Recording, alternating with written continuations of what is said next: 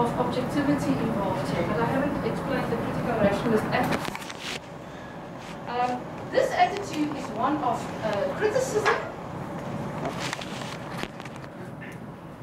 and critique.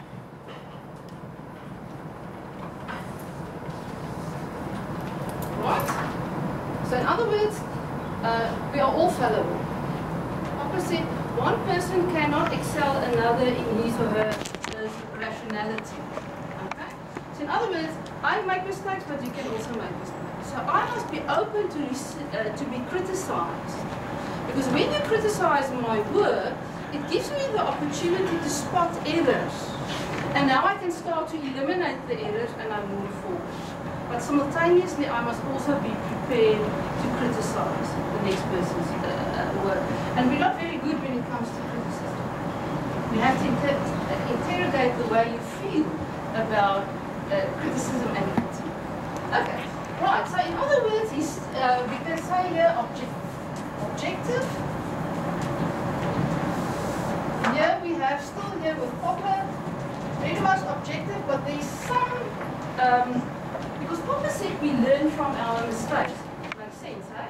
Because why? We are fallible. And Popper said a problem.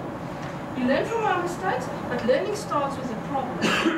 Right? You have to identify a problem, a research problem that you are going to work with, or a question. Now, a problem emerges because of a mismatch between expectations and experience. That sounds very familiar. I experience that almost on a daily basis. This mismatch. You have certain expectations and then you experience certain things and they do not come together and you have a problem. So unlike, we always see, I don't want to generalize like that, but we tend to regard a problem as something very negative. Often no. The problem is a learning opportunity. Right. So in this paradigm, your methodology will also still be quantitative.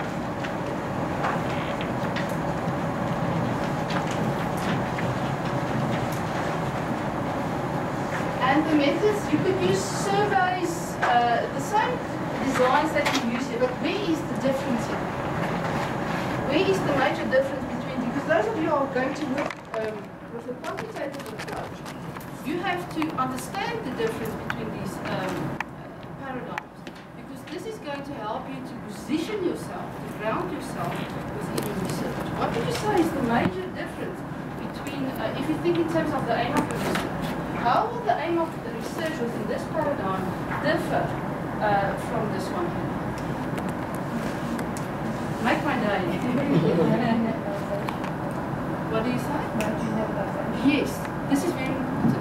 If the aim of your research is not to generalize, and you rather work with probabilities and so on, this is where you should find yourself. Here the aim is to generalize.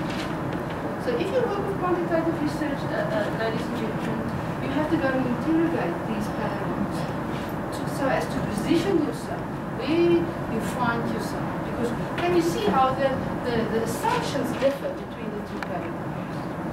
So if you have to sort it out, because when you state your assumptions, they provide you with a lens to look at your research. You look through the lens of your paradigm at your research. Yes. So it's safer to use the post-positivism? No, I don't want to say safe. Because I know that from CTR. No, it depends on, it depends on, yeah, it depends on what is the aim of your research. Yeah. Because if you say that this is the aim of my research, you have to justify why you are doing what you are doing. Okay. So if you can justify why you work within a positivist paradigm or a post-positivist paradigm, you must just be able to justify, provide convincing reasons for why you position yourself as such. No. I have a question about falsification. Yeah. I tend to work theoretically. And the question I then have, the question is the one is, can one exception invalidate a theory basically? Because you said certainty in terms of positivism, verification, post-positivism, falsification with black swan arguments, that one exception invalidates all. It has the potential to do so. But the counter argument I have is Einstein, for instance, he has said that there is no theory that is not contradicted by experiment. And so the question is, how do you relate that statement to falsification? Okay. That statement made by Einstein was also infused by certain assumptions that he had. So always go back to what are the assumptions that you work with. So that is your starting point. Because that constitutes the lens that you use to look at things. Okay. So Annelies, I will not say it's safe. In education, most definitely. Okay. Any questions? Because you're still open now for change. Yeah. You don't claim to general. Yes. You can see you have to go and do a lot of reading. If you are going to work with quantitative research, now it's far more easier working in natural science. Yeah, it's so much.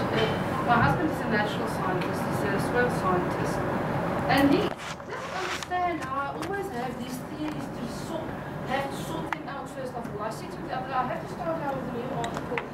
It's going to take me another year to get my theoretical lens to understand what I want to work with. And he has no understanding of why we have to suffer. But this is very exciting because it also tells you who you are. How do you see things? Okay. Now, let's see. There's already here proper, we can add a little bit of subjectivity here. So we are moving away in terms of paradigms from a very objective view of research. The next one that I'm quickly going to refer you to, these are the ones that you will typically find in the major research books, is interpretivism.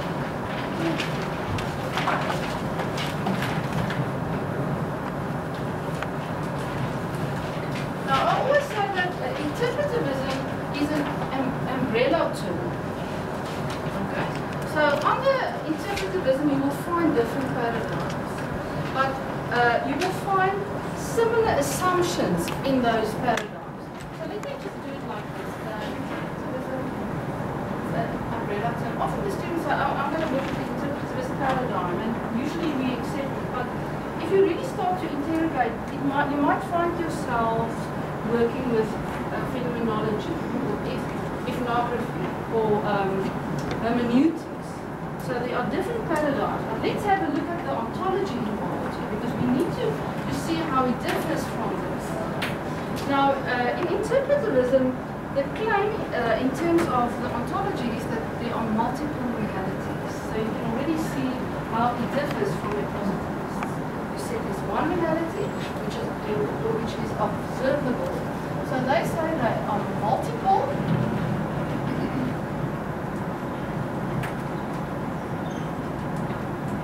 So in other words, more than one. And they say they are socially constructed. So this is significant.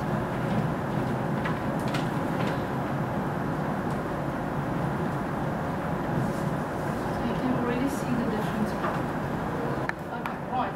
Now, so in other words, what they say is that the origin of meaning is the human mind. That social life is actually a human product. Right.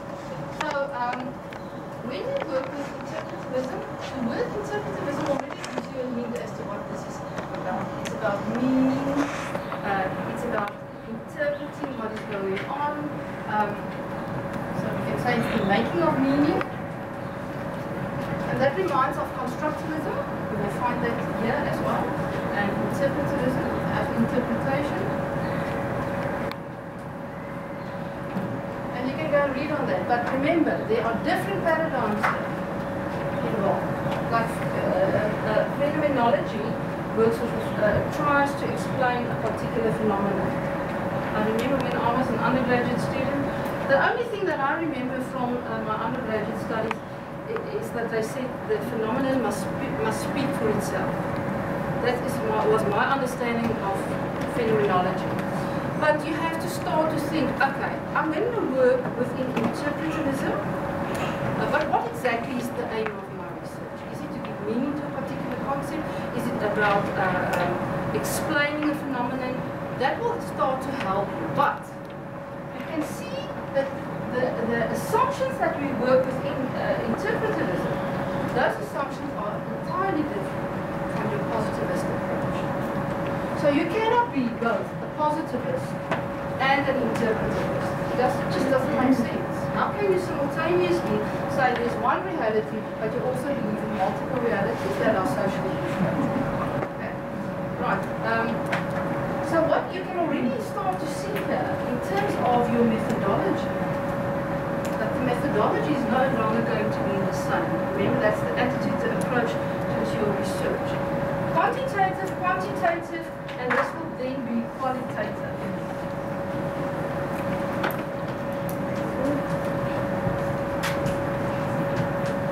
And you will have different methods using them, the techniques that you are going to use, focus group, interviews, group discussions, individual interviews, case studies, and you can add to that. Okay. So can you see how important it is to sort out your paradigm? Because your paradigm helps to position yourself. Okay? And once you have positioned yourself, you make certain assumptions, you state the assumptions. And then, now you have to be very careful because when you work within this paradigm here, one of the paradigms here, you can't talk about evidence and proof. Because those are typical positivist terms and concepts. So you also have to be very much aware. If I say this is who I am, there's also a jargon that goes along with the paradigm. Okay, so be careful of that. Be aware of that. So, I know a colleague of mine, she always has this problem with the word sample if you work within this paradigm. She says when you talk about sampling, this is where sampling should be. Here we talk about participants. How do you select your participants? So be careful of using words like evidence and proof and so on. Those, if you work within this particular paradigm. But can you see here, very subjective. So there's a movement away from objectivity. Right? This is very subjective. When we talk about multiple realities and so that are socially constructed, it's about the making of meaning, interpretation, etc., etc. And you're going to do adopt a particular methodology, your quantitative approach, and you are going to spell out your methods that you are going to use. But all of that they hang together, and you must be able to justify everything that you do, that you're going to do. You have to justify when you spell out your paradigm. You say, I'm going to work, I'm going to frame my studies within positivism or whatever you are going to do. You have to spell out the paradigm, spell out the assumptions that go along with that paradigm, but you don't stop there. Because you haven't convinced your supervisor as to why that paradigm is most appropriate for your study. So you take the paradigm and the assumptions, and then you show how that is going to inform your study.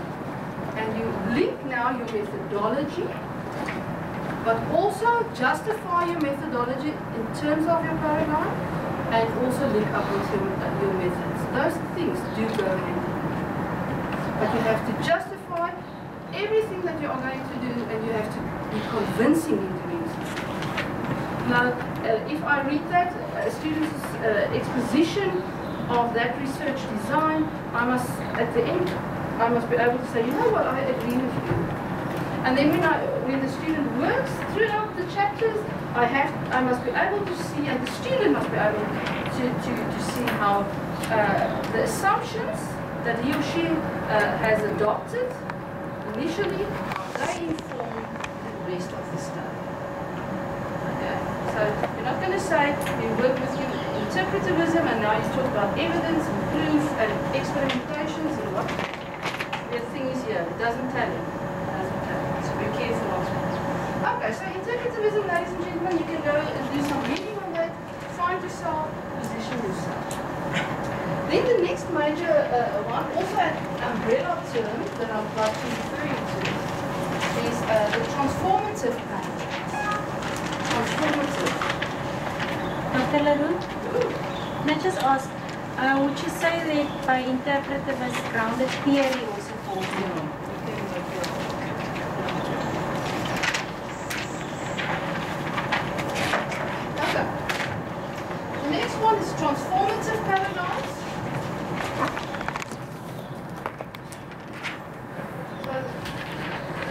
already gives you a hint as to what this is all about. This is about bringing change. That's an umbrella term. Merton's, I will recommend some books. There are wonderful books. Research books that you can consult, and they are very expensive. But anyhow, initially she spoke about emancipatory paradigms, and then she decided to rather use the word transformative, and I like that. But she explained that the word transformative implies agency, and it makes sense to me, because in order to transform things, you need agency. Right, and let's have a look. Now, these guys here, they have a problem with the interpretivists. The interpretivists, they simply interpret. Okay, for example, I would like to know why are the schools not implementing a particular school policy, for argument's sake. And I can go and interview the principals. So, if you're a principal and there's another principal, I sort of get a hint and a clue about her reality. So what do I interpret? I interpret her reality in terms of implementing that particular policy. It's not what I think, it's her interpretation, okay? The same with him, okay? But I don't really critique, and this is what the transformative paradigms, they have a problem with the interpretativists. They share similar assumptions. They also say, okay, we have multiple realities, we agree with you on that, and they are socially constructed.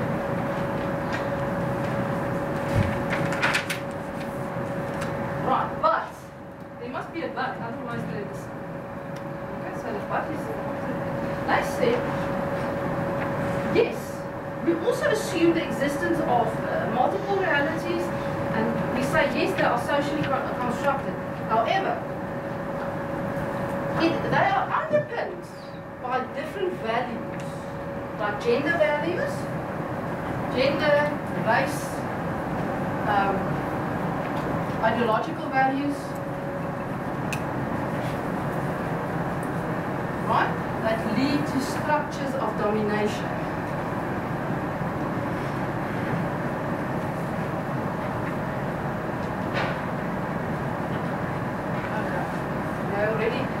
Connection with the transformative.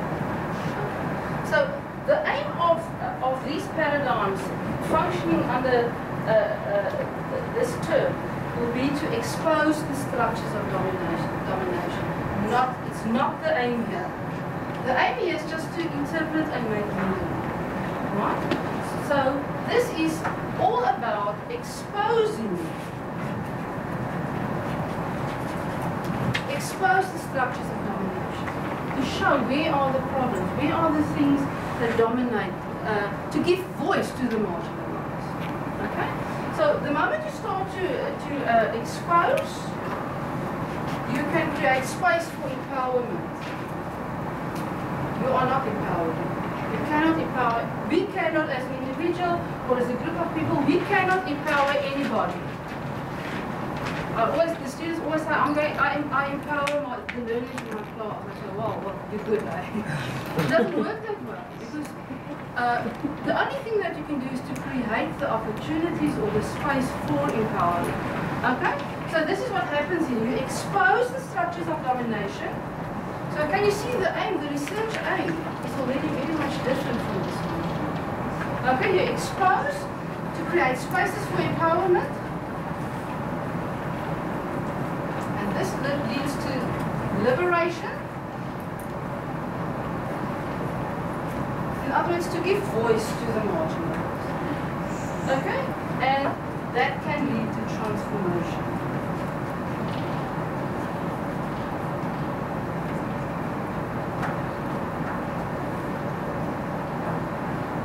What paradigms can you think of that would typically feature here?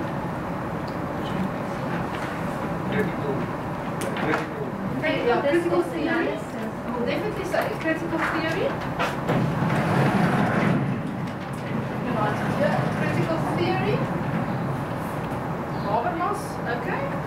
critical race theory. For example, I've just worked on an article now, and my theoretical lens was critical race theory. Okay? Now, critical race theory also involves particular assumptions. But also working with critical race theory, I work with these basic assumptions first of all. Okay, right? So I assume the existence of multiple realities. I assume the existence of structures of domination. Now, working with this particular lens, working with critical race theory, I work with the assumption that racism is permanent. It is pervasive and it needs to be changed. Can you see why it's regarded as a transformative paradigm? But this is my basic assumption, and then I have assumptions that are typically related to critical theory, critical race theory. You can have your feminist theories, post-colonial theory. But can you see all of them?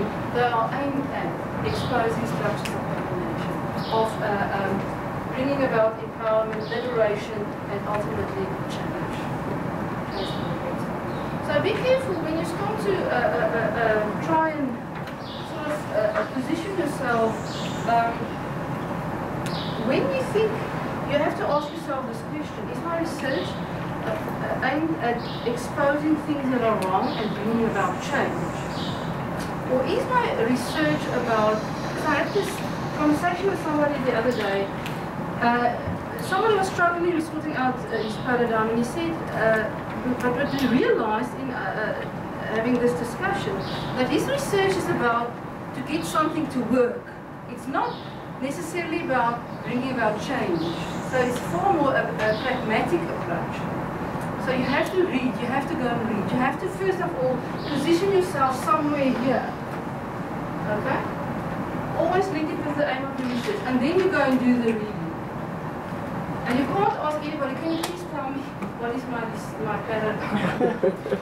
You have to sort that out. You have to go and do the reading on that. Okay, but can you see very subjective? Very subjective. So can you see the movement away? So it's not like one paradigm is better than another. One is different. So you will have difficulty in standing with your one foot here, being a positivist on the one hand, and simultaneously being a critical theorist. It's impossible. Because your basic assumptions are different. However, if you work, for example, here, I can see that you can draw on phenomenology, but also on hermeneutics, because the basic assumptions, they are there for both. So when we talk about here, our methodology, you can, it will be qualitative, but you can involve quantitative work as well. Of course you can involve questionnaires. It depends on the aim of the research. Why are you including questionnaires in your research? How is that going to help you or assist you in obtaining your research goal? So there's space. You can't say, please don't say, okay, I work with a transformative paradigm that equals qualitative research. That's not true. Because you can also draw on quantitative research here, but your aim will not be to generalize. Okay, so in other words, you have to ask the question, using quantitative, because you can use mixed methods. If you work, draw on quantitative research here, how will this inform your research? Okay, so basically, decide what is the aim of your research. That's it. And then somebody asked me once if I think there's a link between the personality of a person and the paradigm that person works in. What do you think? Yes, there's a... You think so? Yeah, and the section. Yeah, I think so also. For example, like I said earlier on, I don't find myself comfortable here. I don't find myself really, I don't understand the numbers, I've got a mental block or something. But so I will never work there. Yes, I just want to ask something about the post-positivist.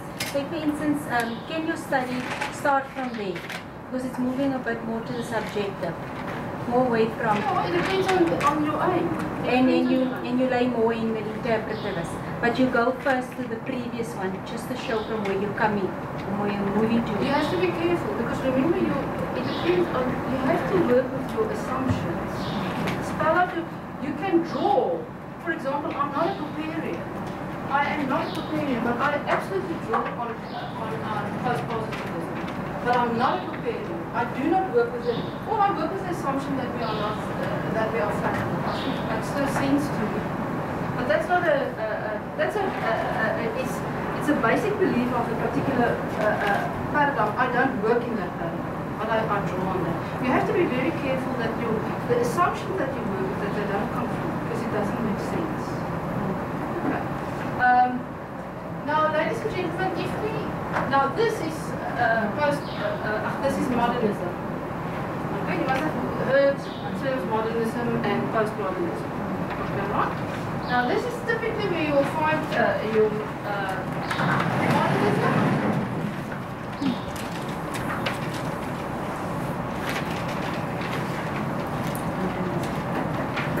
And what lies here is post-beyond, comes after.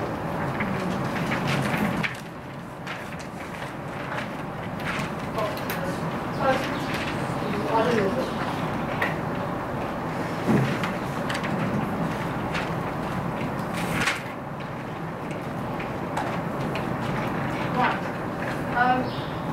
Now let me just read to you some characteristics of modernism and see if you can locate them in terms of the different paradigms that I've just referred you to.